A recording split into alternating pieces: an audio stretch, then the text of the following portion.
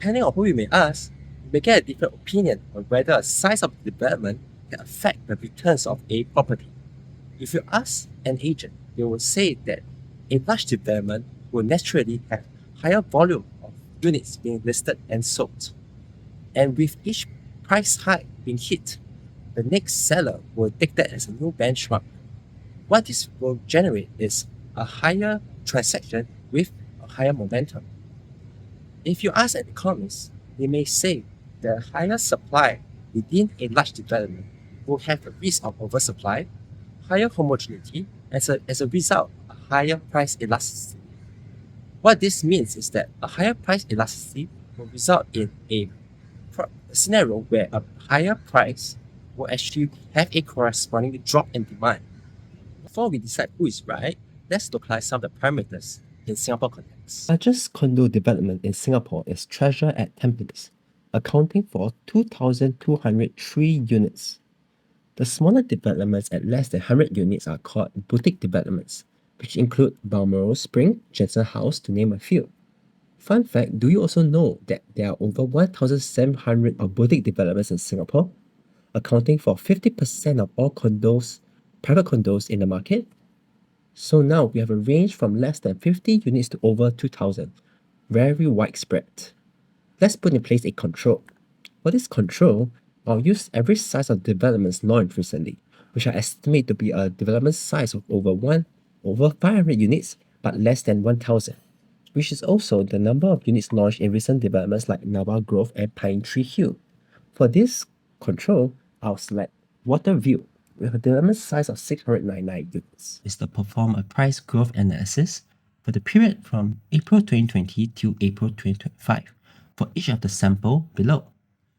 First sample is Treasure Tampines, which accounts for our largest development in Singapore, project size of 2,203 units, and over a 5-year period, we have accounted for 1,713 in terms of transaction volume. And a percentage of transaction volume to size is almost 80%.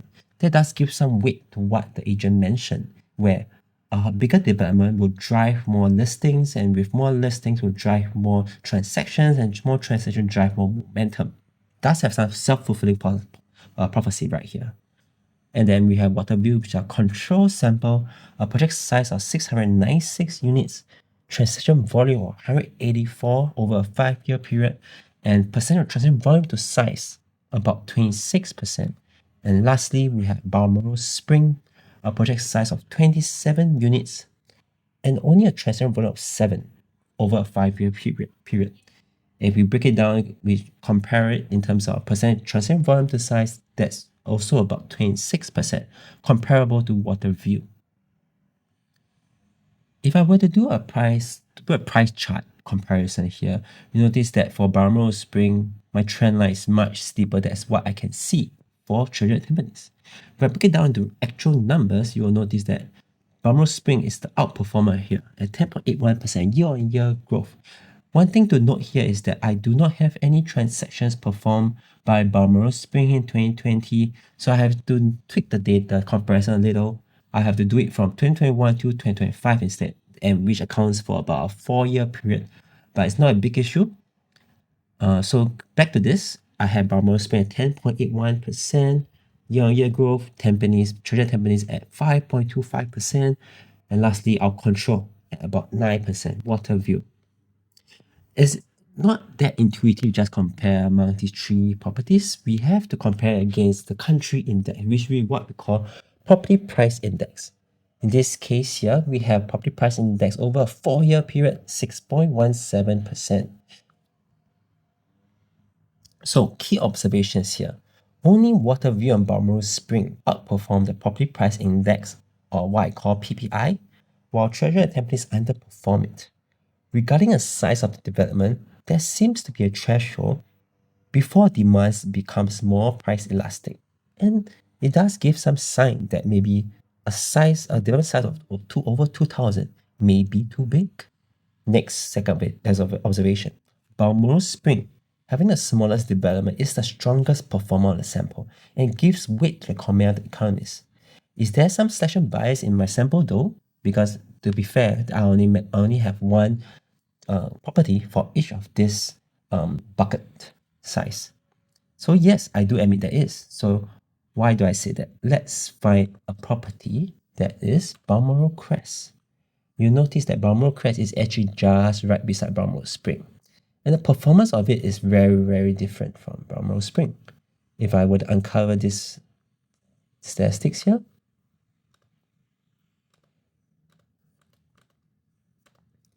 Balmoral Crest actually only performed a year-on-year growth of a 4-year period about only 2.75%. So back to our standoff between an agent and an economist. I can say that development size seems to matter, but up to a certain threshold.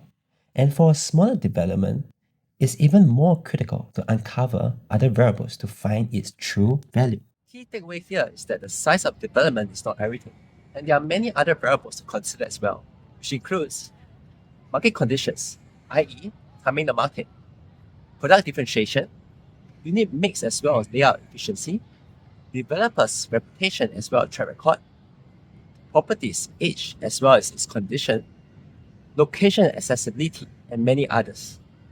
If you're unsure about your property's investment potential or otherwise you just want a second opinion, please feel free to reach out. Join me in or in with Alan